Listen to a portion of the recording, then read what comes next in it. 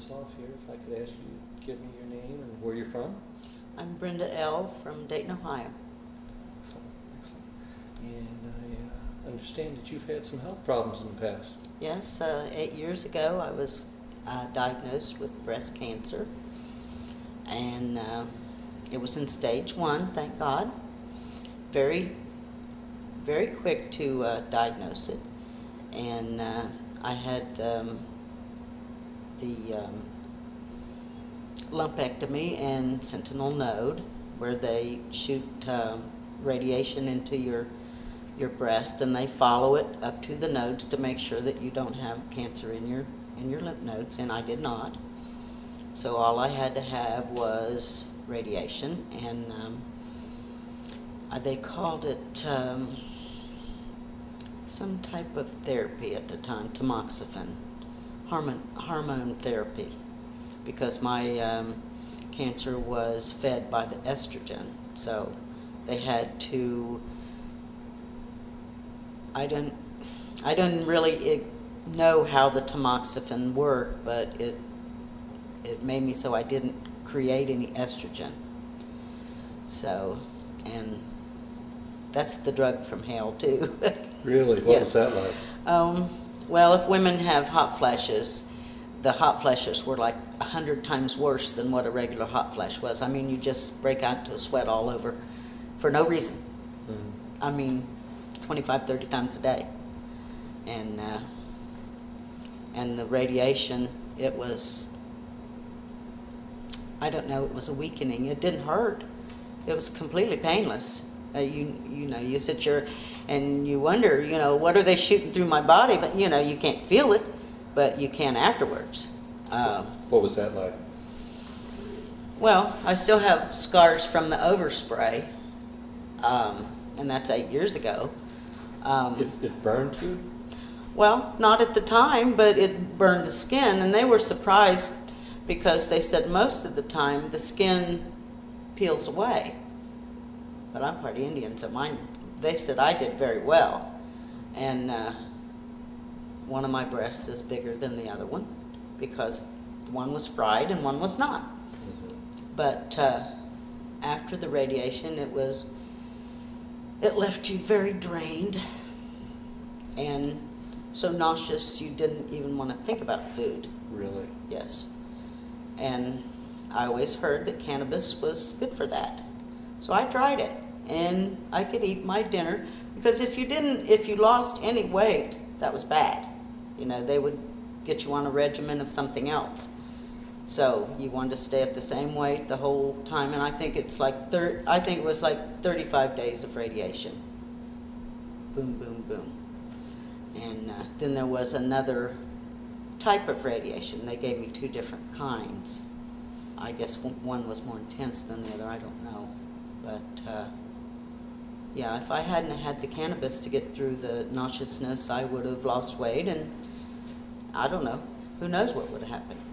See, so it kind of helped you keep your system up while you were battling this. Yeah.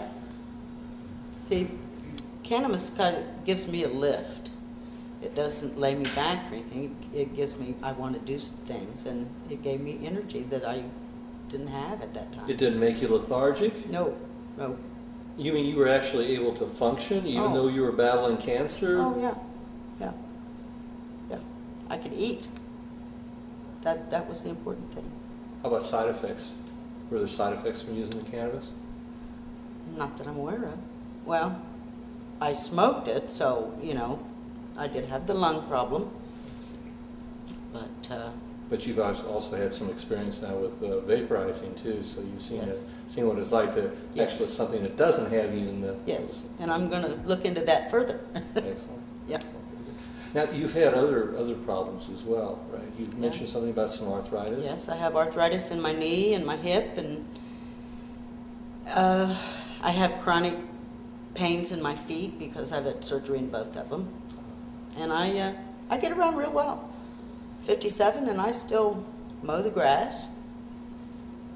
I usually smoke cannabis before I do. Really? Yeah, it kind of lessens the pain and keeps me going. So it actually, cannabis actually helps you with the arthritis too? Oh, sure. Yeah. Yeah, there's an anti-inflammatory benefit that's actually in cannabis. Yes. You know? It's Well- my favorite drug. Well, it's nice. It's nice to be able to have something you can medicate with, but you don't have the terrible side effects. Yeah. And you can actually enjoy the experience. Oh yeah. You're from Ohio, Yes. so it's not legal in Ohio. No. It's not. I understand there's a lot of people really battling that in Ohio right now and having to deal with that. Yeah. A lot of patients who are suffering. Tell me, if you had the opportunity to speak to your state legislature, what would you tell them? Tell you what, well, instead of telling me, why don't you just tell them? Tell them right here. Well, I think that you should at least give it for the medical reasons. It's a very good drug. It takes your mind away, kind of, away from your pain.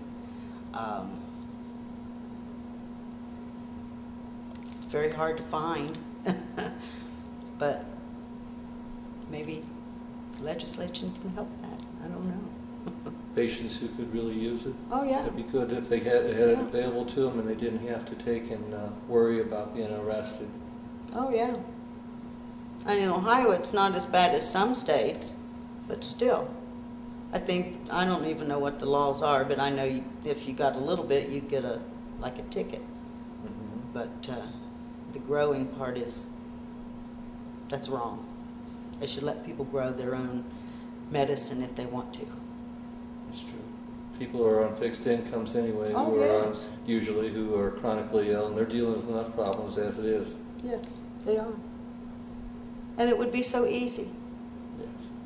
So easy for somebody, plant a little seed, get some medicine. You don't have to go to Mexico to get it. Get it right on your back porch. 100 years ago, we could grow our own medicine Yeah, legally. yeah, I think we have enough there. okay. Thank you. Thank you. Appreciate it.